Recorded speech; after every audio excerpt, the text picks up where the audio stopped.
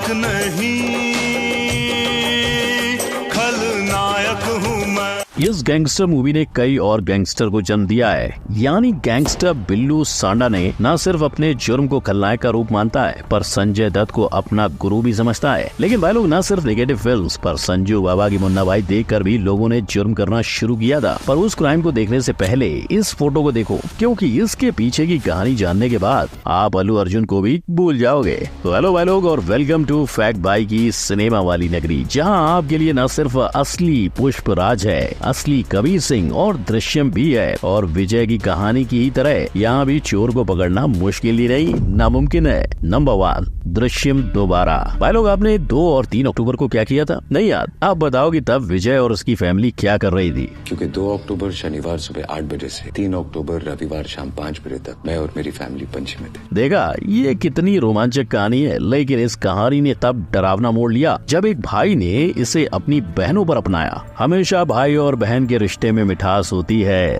जैसे कि 2 दिल और 1 जान होती है। मगर क्या हो जब उसी मिठास को छोड़ भाई अपनी बहन की जान ले ले। 36 साल का गणेश मोहिते अपनी बहनों के साथ मुंबई में रहता था। प्रॉपर्टी को लेकर वो अपनी बहनों के साथ हर वक्त लड़ता रहता, इसीलिए उसने अपनी बहनों को अपने रास्ते से हटाना चाहा। सबसे पहले वो अपनी बहनों को अपने रेवांडा वाले घर ले गया, जहाँ बाजू वाले घर में उनके रिश्तेदार रहते थे। वहीं गणेश ने अपनी बहनों के लिए जहर वाला सूप बनाने की ठानी, जिसमें और जब गणेश ने लौटकर अपनी बहनों को मरा हुआ पाया तो पूरा इल्जाम पानी की वजह से रिश्तेदारों पर आ गया। यानी प्रॉपर्टी भी आ गई और नाम भी नहीं आया। मगर मुजरिम कितना भी शातिर हो, वो एक ना एक गलती जरूर कर देता है। क्योंकि जब ये केस लोकल ब्रांच के पास गया तो गणेश के मोबाइल से 53 पॉइजनिंग के गूगल सर्च मिले और आखिर में वो पकड़ा गया। इसमें पुलिस का भी यही कहना था कि गणेश दृश्यम की तरह एक ही कहानी दोहराता रहा, जिससे सब उसका ही यकीन करें। नंबर 2, झुकेगा नहीं साला। पुष्पा नाम सुन के फ्लावर समझे क्या? स्मगलर है मैं। ये डायलॉग बेंगलोर के एक आदमी ने बनाया होगा, जिसने पुष्पा की माफिक लाल चंदन की तस्करी की थी। ये कहानी है यासीन इनायतुल्लाह की, जिसने कोविड के नाम पे करोड़ों अपनी जेब में करने की ठान ली थी। अगर देखा जाए तो मूवी की तरह असल में भी लाल चंदन की कीमत काफी ज्यादा है। इसी लालच में यासीन ने अपने ट्रक में लाल चंदन भरा और कोई शक न करे इसलिए अपने ट्रक पर कोविड का स्टिकर लगाया, और करोड़ों का सामान ले जाने के बावजूद वो आंध्र प्रदेश की बॉर्डर पर आसानी से निकल गया। अब भाई लोग, शायद उसे लगा होगा कि पुष्पा का हाथ उसके ऊपर है, क्योंकि उसने 2 करोड़ 45 लाख का लाल चंदन अपने ट्रक में छुपाया और उसमें पुष्पा की तरह फ्रूट्स की टोकरियां रख दी। अब उसके ऊपर पुष्पा का हाथ हो या ना हो, यासीन पुलिस के हाथों जल्दी लग गया और सारा माल पुलिस के कब्जे में। तो भाई लोग, इन मूवीज को सिर्फ देखना है, इनसे इंस्पायर मत होना, वरना आपका भी हाल शिव प्रसाद की तरह हो जाएगा। शिव प्रसाद 19 साल का बच्चा, जिसने KGF के रॉकी भाई जैसा बनने का सपना देखा। ये बच्चा उस सपने में इतना खो गया कि उसने रॉकी को कॉपी करने के चक्कर में पत्थर से 4 लोगों की जान ले ली। वो भी इसलिए क्योंकि शिवा को रॉकी भाई की तरह अपना नाम बनाना था। और तो और ऐसा हुआ भी, जल्द ही शिवा स्टोन किलर के नाम से मशहूर हो गया। लेकिन जैसा कहते हैं ना कि विनाश काले विपरीत बुद्धि, तो जब शिवा ने अपना आखिरी शिकार किया तो उसने उसका मोबाइल चोरी कर लिया था। मगर अनजाने में हुई इस चोरी में पुलिस ने उस मोबाइल को ट्रेस करके शिवा का पता लगा लिया। लेकिन अरेस्ट होने के बावजूद शिवा के सर पर कोई शिकन नहीं थी। इनफैक्ट उसने विक्ट्री साइन दिखाकर सबको चिढ़ा दिया। पर रॉकी के नेगेटिव साइड देखने वाले शिवा को शायद रॉकी के लीडरशिप, फ्रेंडशिप और अन्याय से लड़ने वाली साइड को भी देखना चाहिए था। Number 3, Kabir Singh returns. इस सीन को दुनिया ने विरोध दिखाया, मगर फिल्म के एक्टर्स ने सपोर्ट किया। मगर इसी किरदार को अपनाकर अश्विनी कश्यप ने न सिर्फ औरत को थप्पड़ मारा, पर उसकी जान भी ले ली। लेकिन भाई लोग, अश्विनी हमेशा से एक हत्यारा नहीं, बॉलीवुड एक्टर बनना चाहता था। और जब वो नहीं बन पाया तो उसने टिकटॉक का सहारा लिया। अपने गुस्से से भरे टिकटॉक्स की वजह से उसे लोग टिकटॉक विलेन के नाम से जानने लगे। पर सब जल्दी बदल गया जब 2 लोगों ने सरेआम अश्विनी का अपमान किया, जिसके बदले में उसने दोनों को मार डाला। और तो और इस हत्याकांड में अश्विनी ने एक एयर होस्टेस को भी मारा। इतना ही नहीं, कहानी ये थी कि वो लड़की पहले अश्विनी के साथ रिलेशन में थी और फिर किसी और से शादी कर रही थी। लेकिन अश्विनी फिल्मों से इतना प्रभावित था कि उस एयर होस्टेस की जान लेकर भी उसने कबीर सिंह का डायलॉग दोहराया कि जो मेरा नहीं हो सकता उसे किसी और के होने का मौका नहीं दूंगा। हालांकि इस सब के बाद अश्विनी ने अपनी ही जान ले ली। और जब ये पूरा मामला कबीर सिंह के डायरेक्टर तक पहुंचा तो उन्होंने कहा कि मेरी फिल्म ये सब प्रमोट नहीं करती और इसका जिम्मेदार मैं नहीं हूँ। नंबर 4, माई बाप। शौक बड़ी चीज है, एटलीस्ट बिल्लू सांडा के लिए तो है। यूपी का वो सरगी डॉन जिसे लोगों को मारने का शौक है। शौक है बचपन से, मेरा बाप बदमाश था, मैं बदमाश हूं। उसके इस शौक ने न सिर्फ 4 लोगों की जान ले ली, पर बिल्ली उर्फ नदीम पर किडनैपिंग और 16 पुलिस रिपोर्ट्स दर्ज हुए, जिसके चलते उसके लिए सलाखों का रास्ता खुला। पर जेल से भाग जाऊंगा कहकर बताए दिन और वक्त पे भाग निकला। वैसे ही जैसे खलनायक फिल्म में हिरासत से भागने से पहले बल्लू बलराम यानी संजय दत्त ऐलान करके जेल से फरार होते थे। और ये तो होना ही था, क्योंकि बिल्लू ने खलनायक देखकर ही ये दांव सीखा था और वो खुद को खलनायक और संजय को अपना गुरु मानता था। खलनायक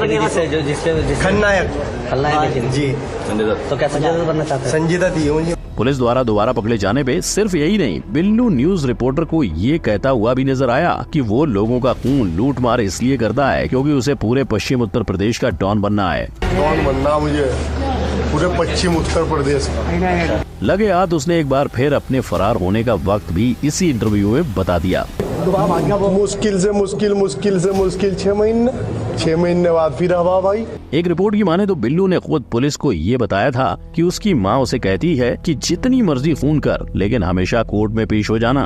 और रील खलनायक से बिल्लू तो वास्तव फिल्म देखकर संजय दत्त से 17 साल के अमन खड़गड़ी ने इंस्पिरेशन ली, जिसे रियल लाइफ में संजय दत्त की तरह जीना था। और रील को रियल बनाने में उसने 8 लोगों का खून कर दिया और शार्प शूटर बन गया। अब ये सारी फिल्में वो थी जहाँ संजय एक निगेटिव किरदार निभा रहे थे, लेकिन सोचो मुन्ना भाई MBBS जैसी फिल्म को देखकर कोई क्या ही गलत सीख सकता है? वेल, कॉपी करना और मुन्ना भाई की तरह एग्जाम में अपनी जगह दूसरों को बिठाना। नंबर 5, शूट आउट से लॉकअप। मुंबई में 1982 से 2003 तक 1200 क्रिमिनल्स के एनकाउंटर्स हुए, मगर उसमें से 2 सबसे ज्यादा फेमस, माया डॉलर्स और मन्या सुरवे। और जब इन दोनों पर मूवीज बनी तो ऑडियंस ने उसे खूब प्यार दिया, मगर उन्हीं ऑडियंस में से कुछ लोग इतने इंस्पायर हो गए कि खुद माया डॉलर्स और मन्या सुरवे की तरह बनना चाहते थे। इसमें पहली कहानी अमन की सुनते हैं, जो अपने आप को मन्या सुरवे मानने लगा था। इतना ही नहीं, वो अपने आप को मन्या की तरह इस शहर का गुंडा नहीं बाप मानता था। गुंडा नहीं,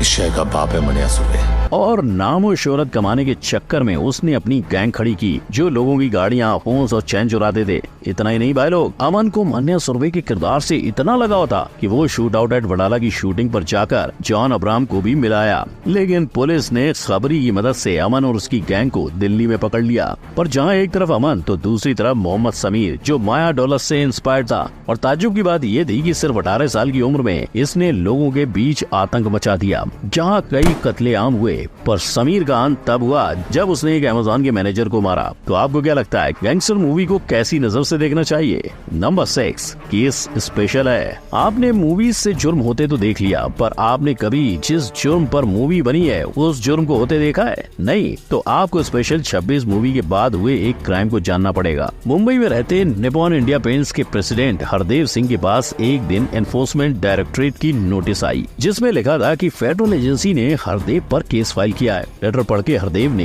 हाय बा माता जी कहा। इस केस को रफा दफा करने की रकम पहुंची। बदले में स्कैमर्स ने उन्हें 2 से 3 करोड़ रुपए का बिल थमा दिया, मगर मिस्टर सिंह को उनकी हजारों करोड़ों की प्रॉपर्टी के बारे में डरा धमकाकर नकली ईडी ने उनसे 20 करोड़ मांग लिए। इसके बाद तुरंत पुलिस को खबर लगी और जल्द ही उस गैंग के 9 लोग पकड़े गए। चोरों का कहना था कि वो स्पेशल 26 देख के इंस्पायर हुए थे। और सिर्फ ये एक नहीं, आज गूगल पर स्पेशल 26 से इंस्पायर होकर चोरी के केस आपको कई मिल जाएंगे। नंबर 7, धूम अगेन।